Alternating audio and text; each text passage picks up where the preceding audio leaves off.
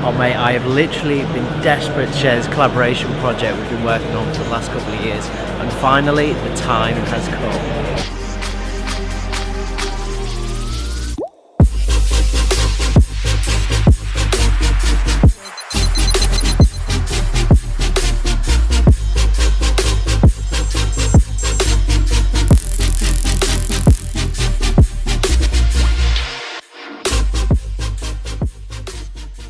So we are absolutely finally here. This is the ARC Vector. This is Mark Truman, CEO of the company of ARC. I'm Aaron, and we're going to have a chat about the bike. So Mark, fantastic, phenomenal machine, right? Thank you, thank you. Yeah, congratulations, obviously. Thank you very much. No, it's been quite a launch. Yes. We couldn't have asked for any more. It's gone absolutely fantastically. Fantastic. So obviously we're at the end of the first day of EICMA. Yep. And feedback so far has been bonkers, right? We've been on Daily Mail on Sunday.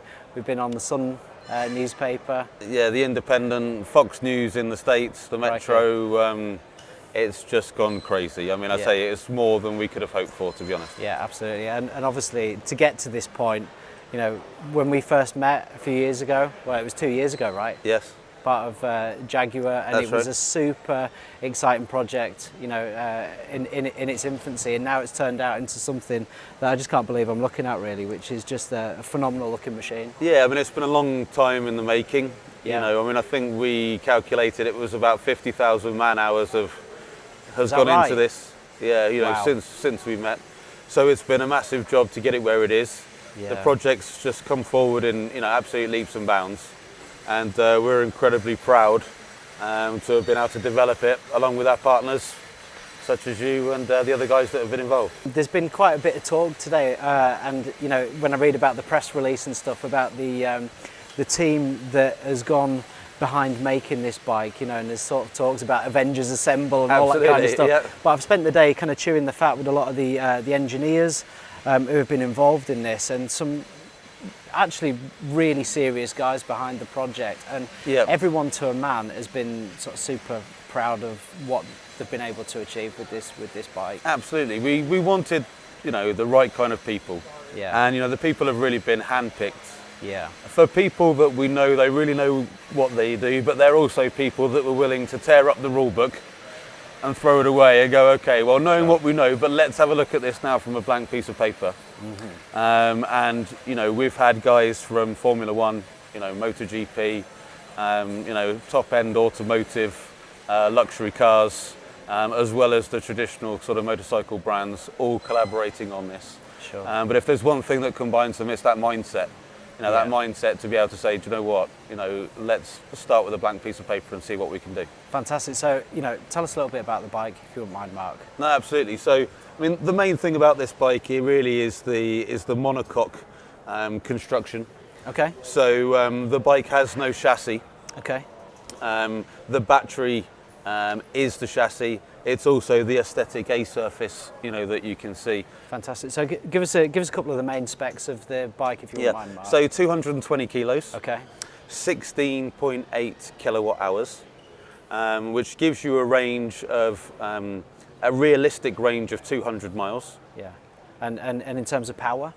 So 103 kilowatts. Yeah. You know, over 140 brake horsepower for those that deal in horses. Yeah. So as much power as my Gixxer 750, basically. Yeah, absolutely. Yeah. But with a huge amount of torque. Well, see, this is the thing that I can't quite get my head around, because I was talking to one of the engineers and we're saying nearly 400 Newton meters of torque. Nearly 400 Newton meters of torque. Which is just mind-blowing. That's what it's capable of. Yeah, right, okay. Obviously, no rider will ever see that because they won't be on it for long.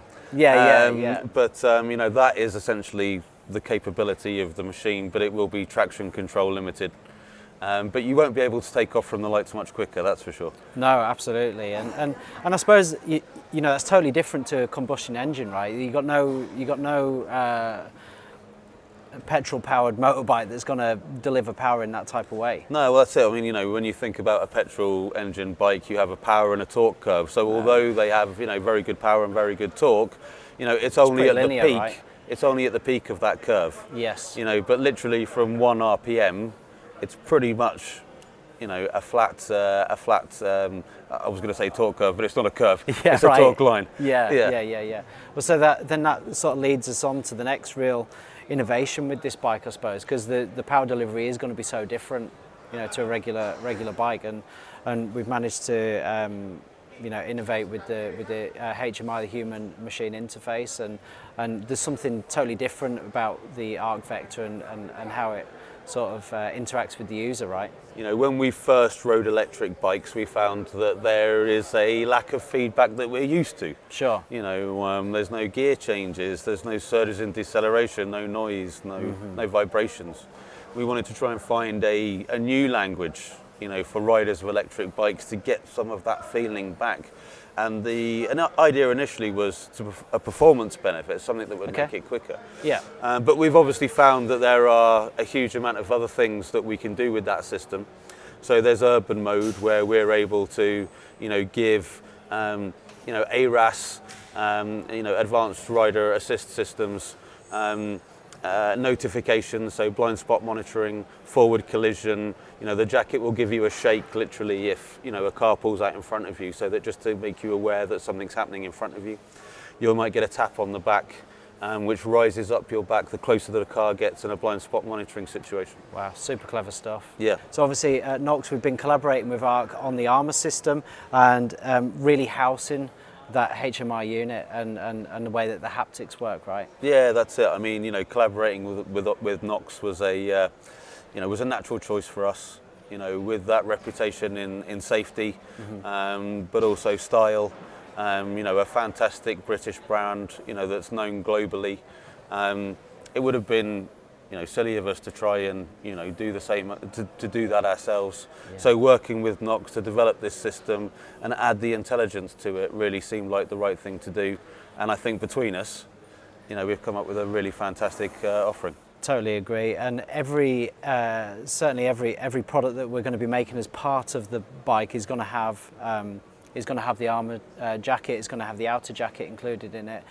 All custom made, hand built in the Lake District factory, using the absolute finest raw materials that just exist. So this is a really premium product. Yeah, absolutely. I mean, with the price tag of this bike. Yeah. And with the level of customization that you have on the bike, we needed something that mirrored that, for the apparel and for the rider wear. And so having something which Knox can tailor fit to the customer obviously gives it that certain je ne sais quoi. And that, along with the helmet is the key to the bike. Okay. So there is no key, the helmet's the key. You get within 1 meter of the bike with the helmet and then the bike will start. It sounds absolutely incredible, and can't wait to potentially have a go on it. Yeah, don't worry, you'll be having a go, I promise. Look, I'm going to put all the technical specs that are available in the description so you can find out more about the bike. Also, I'll put in the web link as well. And hope you enjoyed this one, and look out for more on the Arc Vector bike. So I've been Aaron, this has been Mark. Thank you. Thanks so much. Thank you very much.